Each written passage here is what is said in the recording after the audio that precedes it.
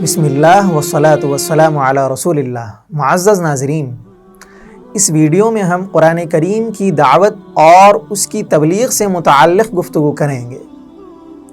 قرآن کریم کے حقوق میں سے ایک عظیم حق قرآن کریم کی دعوت دینا اور قرآنی تعلیمات کی تبلیغ کرنا ہے، یعنی کہ اللہ رب العزت نے جن احکامات کے کرنے کا ہمیں حکم دیا ہے اور جن چیزوں سے ہمیں روکا ہے، ان چیزوں کو لوگوں کو بتلانا یہ دعوت و تبلیغ ہے۔ نبی رحمت صلی اللہ علیہ وسلم نے اپنی ساری زندگی امت کو یہ بتلانے میں صرف کر دی کہ قرآن کریم کیا ہے، اللہ رب العزت نے کیا کیا چیزیں کرنے کا ہمیں حکم دیا ہے اور کن چیزوں سے ہمیں روکا ہے۔ چنانچہ بخاری شریف حدیث نمبر 3461 میں منقول ہے کہ نبی اکرم صلی اللہ علیہ وسلم نے ارشاد فرمایا، بلغوا عنی ولو آیہ، میری جانب سے تم کو اگرچہ ایک آیت ہی کیوں نہ ملی ہو، اسے دوسروں تک پہنچاؤ۔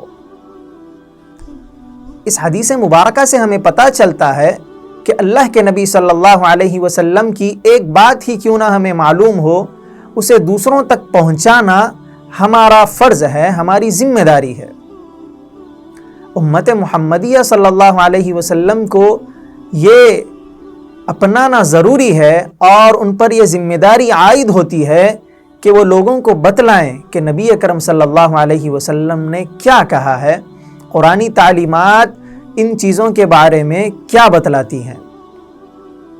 معزز ناظرین، نبی اکرم صلی اللہ علیہ وسلم نے نہ صرف قرآن کی دعوت اور اس کی تبلیغ کرنے کا حکم فرمایا، بلکہ آپ نے اس ذمہ داری کو نبھانے والے کے حق میں دعائیہ کلمات بھی ارشاد فرمائے۔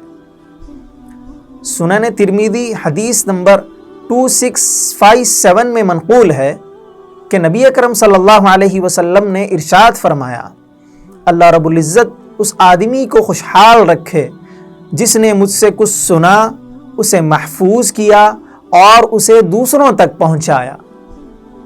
اس حدیث مبارکہ سے ہمیں معلوم ہوتا ہے کہ قرآنی تعلیمات کو دوسروں تک پہنچانا اسلام میں کتنا افضل ہے۔ نبی اکرم صلی اللہ علیہ وسلم نے اس شخص کے بارے میں مدح سرائی فرمائی ہے، اس کی تعریف کی ہے، اسے دعا دی ہے۔ معزز ناظرین، قرآن پڑھانے والے کے فضیلت اور اس کے متعلق نبی اکرم صلی اللہ علیہ وسلم کی ایک اور حدیث ہے۔ بخاری شریف حدیث نمبر 5027 میں منقول ہے، نبی اکرم صلی اللہ علیہ وسلم نے ارشاد فرمایا، خیرکم من تعلم القرآن وعلمہ، تم میں سے بہترین شخص وہ ہے جو قرآن کریم سیکھے اور دوسروں کو بھی سکھلائے۔ معزز ناظرین، ہماری ذمہ داری بنتی ہے کہ ہم قرآن کریم کو نہ صرف پڑھیں بلکہ دوسروں کو بھی پڑھائیں۔ جسے قرآن کریم ناظرے سے پڑھنا آتا ہو وہ دوسروں کو ناظرے سے قرآن کریم پڑھنا سکھائے۔ اگر کسی شخص کو قرآن کریم کا کچھ حصہ حفظ یاد ہو تو وہ دوسروں کو حفظ کروائے، اور اگر کسی شخص کو قرآن کریم کی کسی آیت سے متعلق تفسیر معلوم ہو، اسے معلوم ہو کہ اس آیت میں اللہ رب العزت کیا کہنا چاہتے ہیں، تو اس کی یہ ذمہ داری بنتی ہے کہ وہ دوسروں کو بھی اس آیت مبارکہ کی تفسیر بتلائے اور قرآنی آیت میں غور و فکر کرنے کا مطلب سمجھائے۔ ہماری ذمہ داری بنتی ہے، اگرچہ ہمیں ایک آیت ہی کیوں نہ یاد ہو، دوسروں کو وہ آیت یاد کروانے کی ہماری ذمہ داری عائد ہوتی ہے۔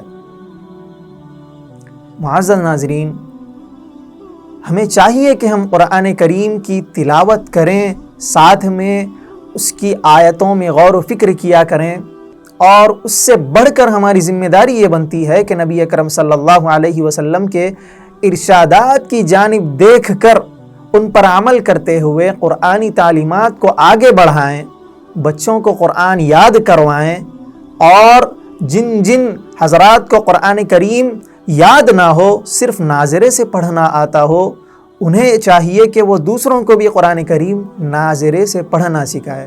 یہ ادنا درجہ ہے۔ اللہ رب العزت ہم تمام کو قرآنی تعلیمات کو آگے بڑھانے اور دوسروں تک پہنچانے کی توفیق عطا فرمائے۔ آمین یا رب العالمین۔